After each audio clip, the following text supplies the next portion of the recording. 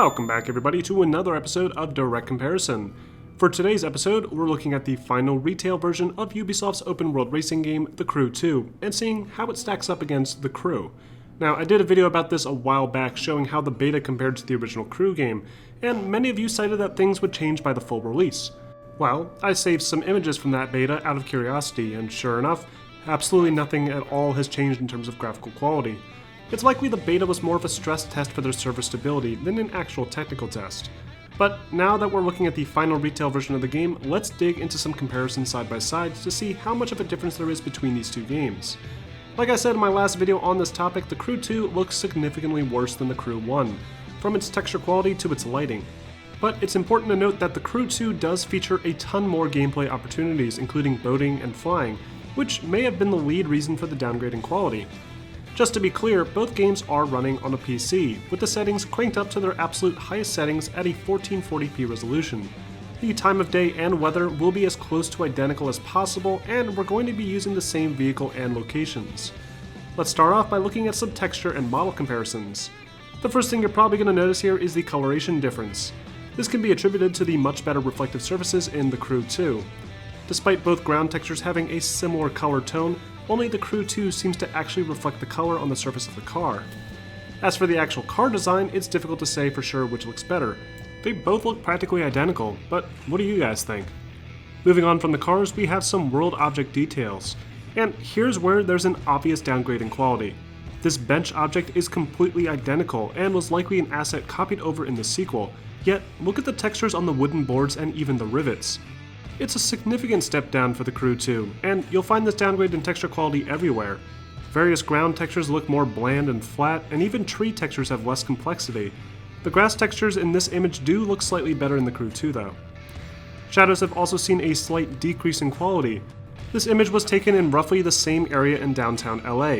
The trees here are pretty much identical, yet the shadows in The Crew 1 look more natural. Lighting has also taken a significant hit, and this is probably the most notable downgrade in quality. Take a look at some of these side-by-sides at famous landmarks. While the lighting in The Crew 1 looks a bit washed out, The Crew 2 almost feels like it has no global illumination. Everything looks darker and unnatural despite being in the middle of the day with clear weather. It's even worse at night, where there's almost no lighting at all on the streets. The Statue of Liberty here in Vegas is barely visible, and there's almost no lights on in any of the distant building windows. Object density and overall level complexity has been decreased all around. Times Square looks terrible now, with practically no street signs or other decorative assets. The electronic billboards look low res, and the city just feels dead. At night, it doesn't even look anything like Times Square. The Lincoln Memorial is another good example. Here, for whatever reason, there's no longer a concrete walkway up to the steps, and instead, the memorial is just sitting in the middle of a patch of grass. The steps are shorter for some reason, and the building is lacking a ton of detail that was previously there. Damage modeling to vehicles has also been downgraded. While the damage was never that great in the original game, it's barely even noticeable now in The Crew 2.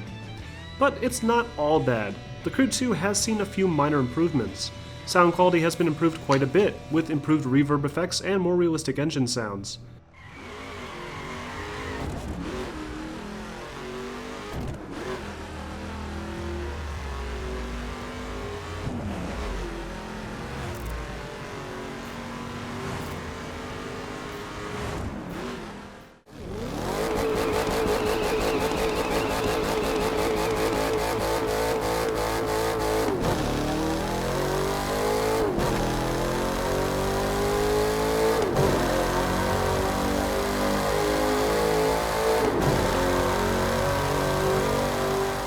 Reflective surfaces, as I mentioned earlier, have been improved, likely due to the new ability to traverse across bodies of water. The first-person mode looks much better in The Crew 2, with a more detailed interior to vehicles and better camera control, making it a more comfortable experience. So overall, these results are exactly the same as they were when I compared the game in its beta state. The Crew 2 simply looks worse than the original Crew game.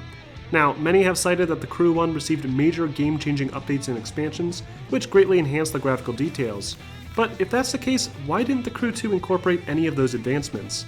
I see no reason for them to have to backtrack in visual quality considering this is the newest and supposedly more advanced version of the game. We'll have to see if they end up improving the graphics to this game, but from what I'm seeing here, there's just way too many things that need adjustment for this to be a practical investment on Ubisoft's part. But anyway, what do you guys think?